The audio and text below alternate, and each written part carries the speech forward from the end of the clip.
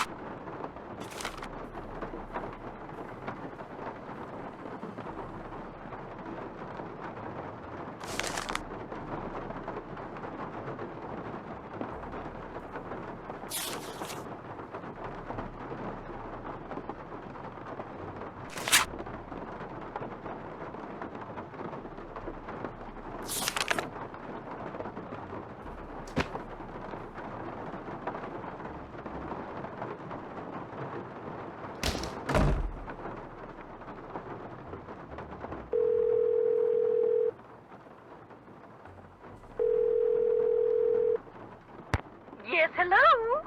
Hi, my name's Nancy Drew. Is this Professor Hotchkiss? I am she, Nancy Drew. Your name has a ring to it. Do I know you? Yes, as a matter of fact, we met a little while back in Wisconsin. Oh, yes, you were the delightful young lady doling out the samples in the tasting room of that cheese factory. Yum, yum. No, I met you at Wickford Castle. That's ridiculous. There was no cheese tasting room at Wickford Castle. No, we were both guests there. I found a journal written by Marie Antoinette which you translated. Remember? Thanks to you, suddenly all I can think about is how wonderful a nice big slab of Colby cheese would taste right now. Listen, Mandy, I'm on a deadline, so if you could please just tell me why you called. But my name isn't... Deadline! Let's cut to the chase, shall we? Chop, chop. Did a man from New Orleans named Bruno Bollet ever call you? Ah, now there's a name you can remember. Bollet. Nice and French. I'm a scholar of French history, you know. Yes, I know. So did Bruno Bollet call you? Indeed he did. Oui, oui. Why did he call, if you don't mind my asking? Because he had read my book, of course. The Crystal Skulls. Fact or fable, one of my best efforts. Sold like hotcakes, smothered in a rich, tangy lemon sauce. Did he say anything about owning one of the skulls himself? I would have hung up on him straight away if he had. I tell you, Brandy, if I had $1 for every crackpot who's called claiming to own one of those skulls, I'd be able to dine at the Russian tea room every evening for the rest of my life. All right, that's a bit of hyperbole, but you get the picture. No. If memory serves, we talked mostly about the skull called the Whisperer. He wanted to know if I had learned any more about it since my book was published, which I hadn't, or if I had any theory as to what happened to it, which I didn't. And that was the extent of your conversation? Well, now, let me think. My, such insatiable curiosity, Nellie. You remind me of someone I encountered on one of my journeys. But for the life of me, I cannot remember her name or the circumstances. Nancy Drew? Wickford Castle? Ah! The eyes have it. I'm sorry? That's what Bruno Bolet said when I turned the tables and asked him if he had any idea where the Whisperer was. He said, the eyes have it. Then he chuckled and hung up. How much would a crystal skull like the Whisperer be worth? In this crazy day and age, where the shorn hair and used tissues of celebrities get sold for thousands of dollars, there's absolutely no telling, Candy. $500,000 easily. Maybe even $1 million. Maybe 2. Maybe 10. The sky's the limit. Cha-ching, cha-ching.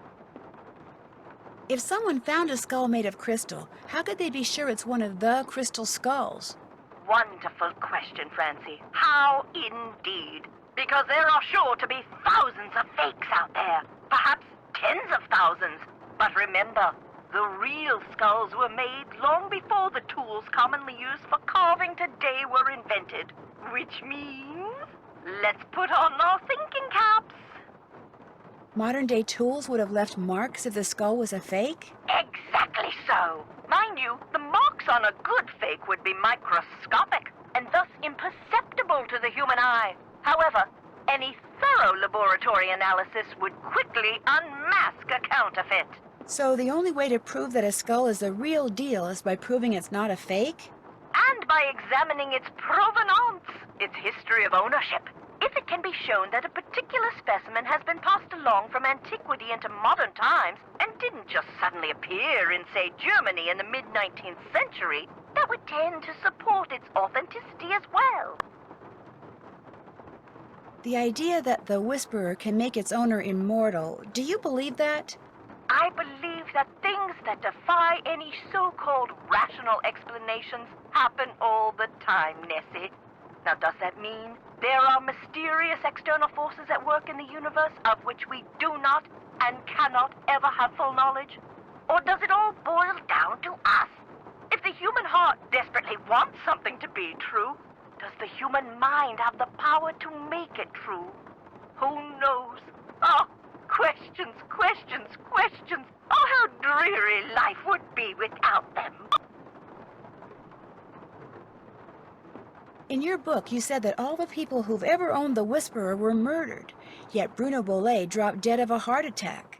Are you saying the Whisperer was in his possession after all? The scallywag! Why didn't he tell me that? Oh, that's right, I would have hung up on him. Well, if that's the case, then I strongly suggest you take a close look at his so-called heart attack, Sandy. Because if he owned the skull and he died, I guarantee you it was at the hands of someone else. Or my name's not Beatrice Gertrude Winifred Hotchkiss. Thanks for your help. Rock and roll!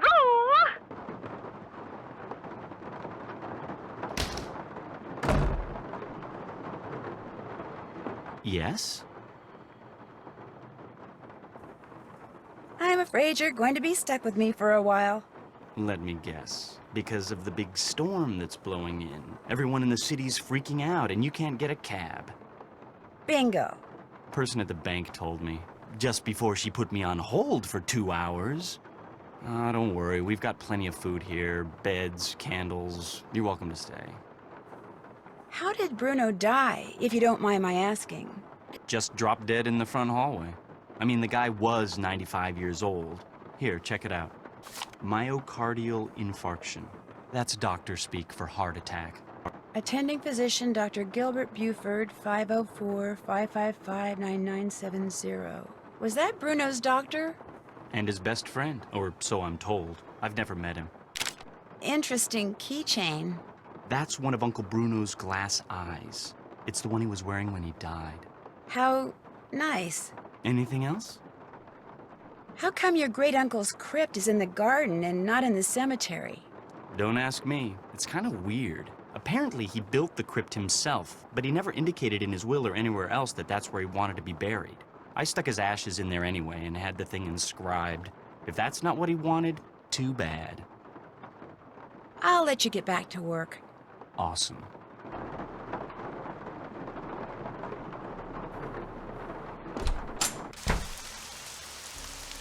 Hello again. Did Dr. Bollé ever say anything to you about a crystal skull? He may have referred to it as the Whisperer. No, he never so much as mentioned a crystal skull, whispering or otherwise.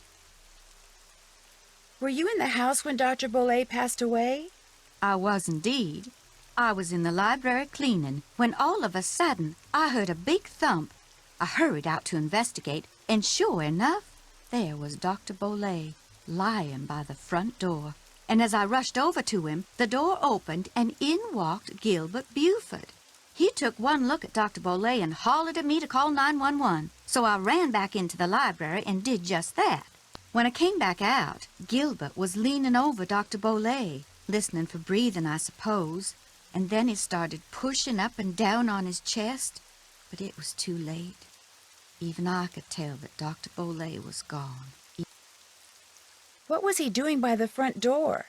I assume he saw Gilbert coming and was going to open the door for him. Not that there was any need.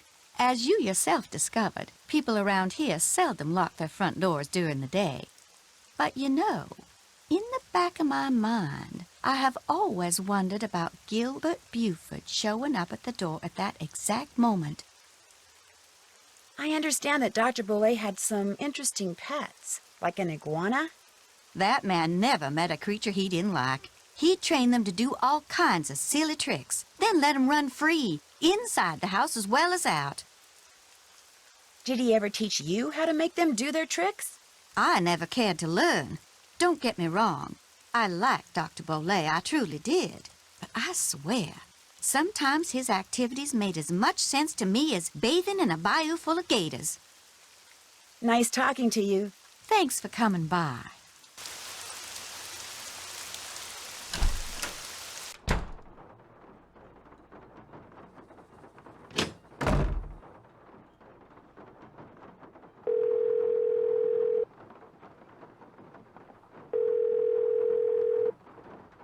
This is Dr. Gilbert Buford's answering service. How may I help you? I need to talk to Dr. Buford. Could you maybe give me a number where I can reach him? No, ma'am, I cannot. Is this an emergency? Sort of. I mean, it's not a medical emergency. See, I'm only going to be in town for a short time, and Dr. Buford and I have this mutual friend who died recently, and I just really need to talk to him about it. Need some consoling, huh? Yes, I need some consoling. That's it exactly. Well, tell you what. It's against the rules to give you his phone number, but I can tell you that now that he's all but retired, Dr. Buford spends most of his evenings at his favorite gumbo stand down in the French Quarter. If you really need to talk to him, you can probably find him there. Great. Do you know the address? It's at the corner of Rampart and Domain. Did you say Rampart and Domain? I did indeed. Granny Pumpkin's Cajun Cooking. They make some darn fine gumbo. Thank you. Thank you very much. You're welcome, and I'm truly sorry about your loss. My loss? That mutual friend of yours and Dr. Buford's? Oh, right. Thank you. That's very kind of you. Bye.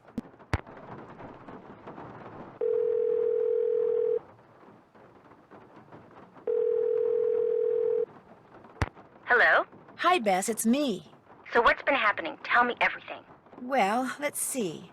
Since the last time we talked, I was just about getting ready to... Interesting stuff. But the reason I called is, I need you to talk to this doctor named Gilbert Buford, who, as it turns out, likes to hang out at a gumbo stand called Granny Pumpkin's Cajun Cookin', which should be right across from our hotel. You just want me to talk to him? That's it? Nothing nefarious? No black ops stuff? He was Bruno Bollé's doctor, and apparently his best friend, too. I just need for you to see if he thinks there was anything weird about the way Bruno died. What do you mean by weird? I mean, I kind of think maybe Bruno was murdered. Murdered? By whom? That's what I'm trying to figure out. Everyone's a suspect at this point. Including this Gilbert Buford guy? Well... Great, I'm gonna be chatting up Jack the Ripper. Oh, I'm sure the guy's fine, but be subtle, just in case. Well, I can see the gumbo stand from our balcony. If he's the guy that's sitting down there, I guess he looks harmless. Okay, I'll go talk to him. Thanks, Bess. Let me know what happens. Cheerio. Why, hello, young lady. How kind of you to grace an old man with your lovely presence. My name's Bess Marvin. I'm looking for Dr. Gilbert Buford. Well, it's a pleasure to report that I am he. Do you mind if I join you? Of course not. A little lively discourse would brighten this gloomy evening considerably. This here is my favorite spot in the whole city. Delicious gumbo, pleasing view, particularly now, I might add. I'd like to ask you some questions about Bruno Bollet, if that's okay. I'd prefer subject matter of a happier nature, but I do not want to seem inhospitable, so what is it you want to know? Is it true that Dr. Bollet was your best friend? Well, now, I was certainly his best friend, but I cannot honestly say that he was mine. Fact is, while socializing with my fellow man, particularly with pretty young women such as yourself, has always been a source of pleasure for me, Bruno was just the opposite. Unfortunately, the older he got, the more numerous his idiosyncrasies became, and the less concerned about their negative effect upon others he became. His idiosyncrasies didn't bother you? Now, as a doctor of medicine, I am not only accustomed to dealing with the abnormal, but I find that I am actually drawn to it. I, for one, thoroughly enjoyed Bruno's outlandish personality, although at the same time I fear it may have played a role in his demise. You see, he died of a myocardial infarction, most likely caused by age-related atherosclerosis. Dying of a heart attack is all too common for people who are socially isolated, and Bruno Bollet had most certainly become that. Did they do an autopsy on Dr. Bollet? No.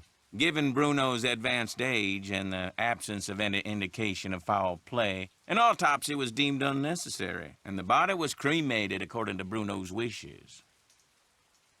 Did Dr. Bollet ever say anything to you about owning a crystal skull? Why, yes.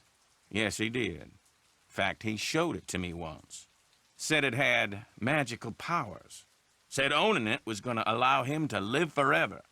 I thought it was utter nonsense and told him so. Well, he didn't appreciate that at all. Refused to talk to me for a full 2 weeks.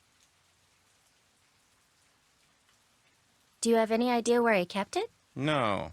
He was terrified that someone would steal it from him, so he told no one its location. Not even me. Tell me, Miss Bess, what do you know about that crystal skull? This friend of mine, who is also a friend of Henry Bollet, you know, Dr. Bollet's great-nephew. Anyway, while she was visiting Henry, she saw this book in Bruno's library about the legendary crystal skulls and was kind of intrigued and thought that since Henry said that you were pretty much Bruno's only friend, maybe Bruno had said something to you about it, and as it turns out, he had. That's all I know.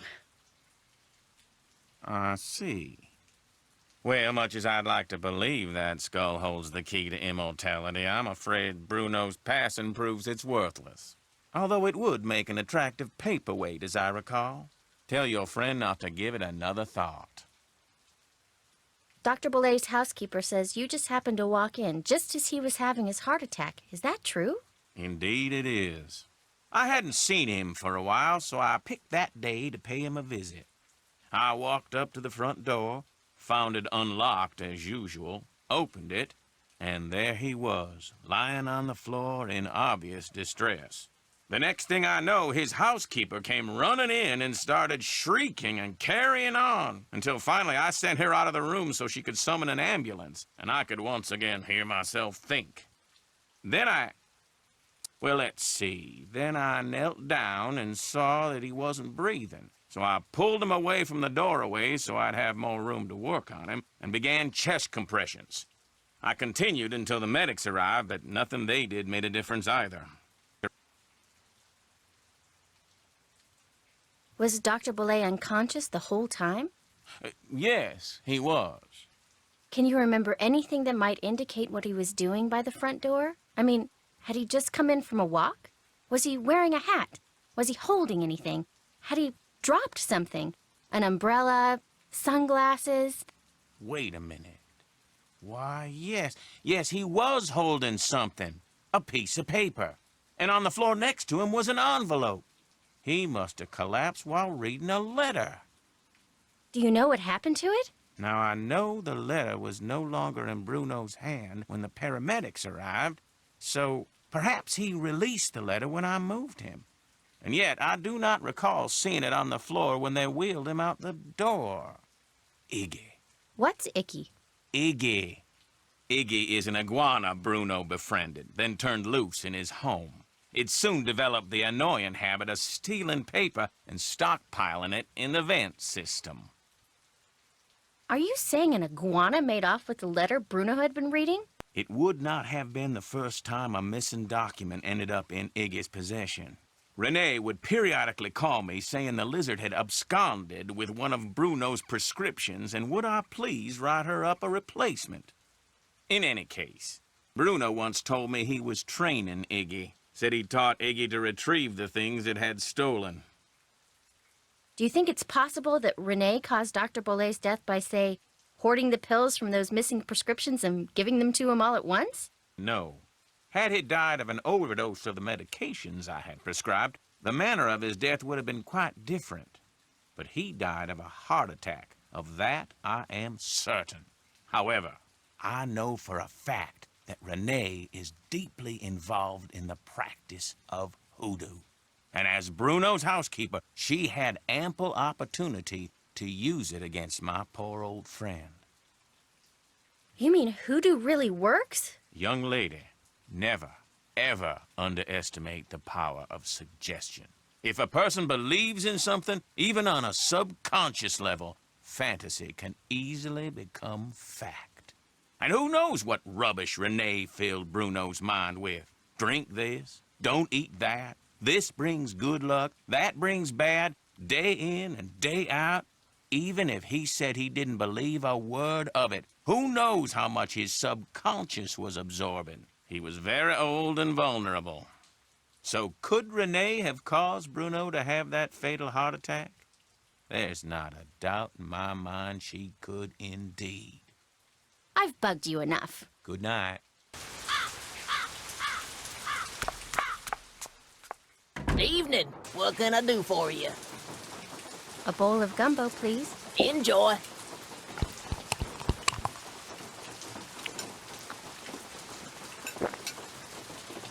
Talk about spicy.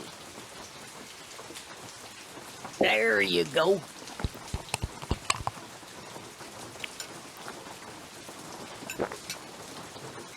Talk about spicy.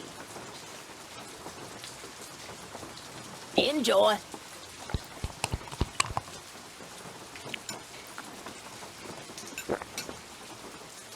Hot, but yummy.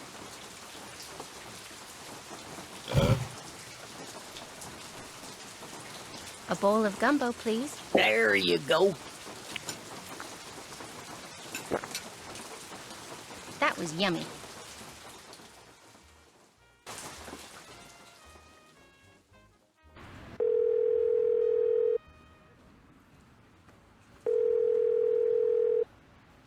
Hello? Hi, Nance. Okay, here's what's been happening at my end. And that's pretty much it. Good work. I'll take it from here. Thanks again. Good luck. Bye.